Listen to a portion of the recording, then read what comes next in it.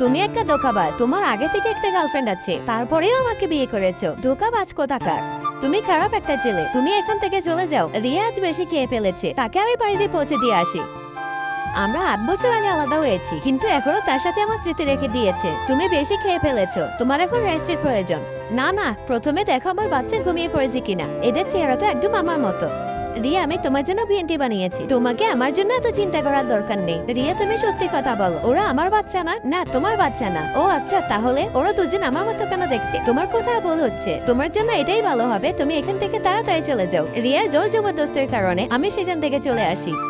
তুমি আবার কেন ফিরে এসেছো? আমাকে ধোকা দিও না। তোমারও আমাদের বাচ্চাদের দায়িত্ব নিতে দাও। এই দেখো ওদের বার্থ সার্টিফিকেট। তারা প্যারিসে জন্মগ্রহণ করেছে। তাদের মাত্র 5 বছর বয়স। তোমার সাথে তাদের কোনো রক্তের সম্পর্ক নেই।